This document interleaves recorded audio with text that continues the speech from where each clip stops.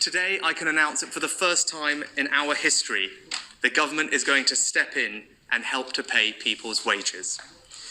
We're setting up a new coronavirus job retention scheme. Any employer in the country, small or large, charitable or non-profit, will be eligible for the scheme.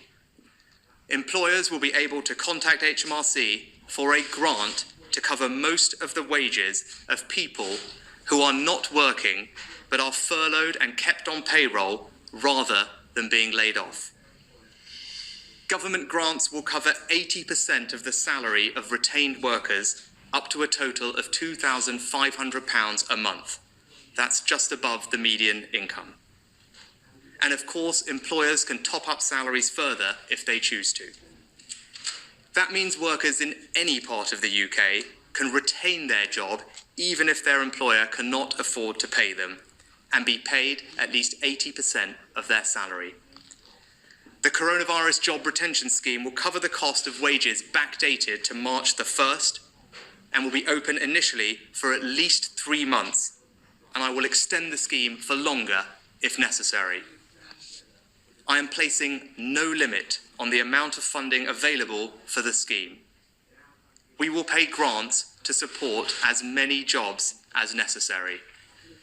And can I put on record my thanks to the Trades Union Congress, the CBI and other business groups for our constructive conversations. We said we would stand together with the British people, and we meant it. We have never had a scheme in our country like this before, and we're having to build our systems from scratch. I can assure you that HMRC are working night and day to get the scheme up and running, and we expect the first grants to be paid within weeks, and we're aiming to get it done before the end of April. But I know that many businesses are hurting now. I've already taken extraordinary measures to make cash available to businesses through loans, grants, and guarantees. I can announce today that the Coronavirus Business Interruption Loan Scheme will not be interest-free as previously planned for 6 months. It will now be interest-free for 12 months. And thanks to the enormous efforts of our critical financial services sector, those loans will now be available starting on Monday. And I will announce further measures next week on top of those the Governor and I have already taken to ensure that larger and medium-sized businesses can also access the credit they need. I'm also announcing today further cash flow support through the cash tax system.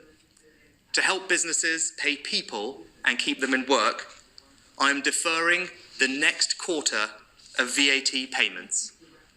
That means no business will pay any VAT from now until the end of June, and you will have until the end of the financial year to repay those bills.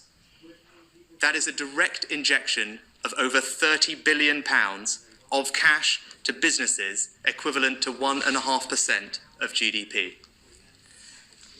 Let me speak directly to businesses. I know it's incredibly difficult out there. We in government are doing everything we can to support you. We're paying people's wages up to 80% so someone can be furloughed rather than laid off to protect their jobs. We're deferring over £30 billion of taxes until the end of the financial year. We're lending unlimited sums of money, interest-free, for 12 months. We're abolishing business rates altogether this year if you're in hospitality, retail and leisure.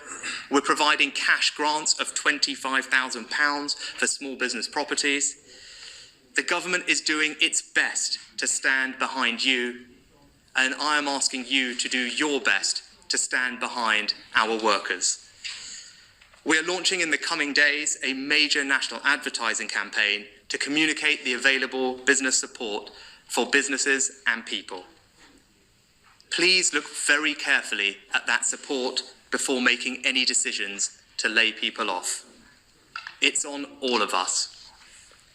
We are starting a great national effort to protect jobs. But the truth is we are already seeing job losses, and there may be more to come. I cannot promise you that no one will face hardship in the weeks ahead. So we will also act to protect you if the worst happens. To strengthen the safety net, I'm increasing today the universal credit standard allowance for the next 12 months by £1,000 a year. For the next 12 months, I'm increasing the working tax credit basic element by the same amount as well. Together, these measures will benefit over 4 million of our most vulnerable households. And I'm strengthening the safety net for self-employed people too, by suspending the minimum income floor for everyone affected by the economic impacts of coronavirus. That means self-employed people can now access in full universal credit at a rate equivalent to statutory sick pay for employees. Taken together, I'm announcing nearly £7 billion of extra support through the welfare system to strengthen the safety net and protect people's incomes.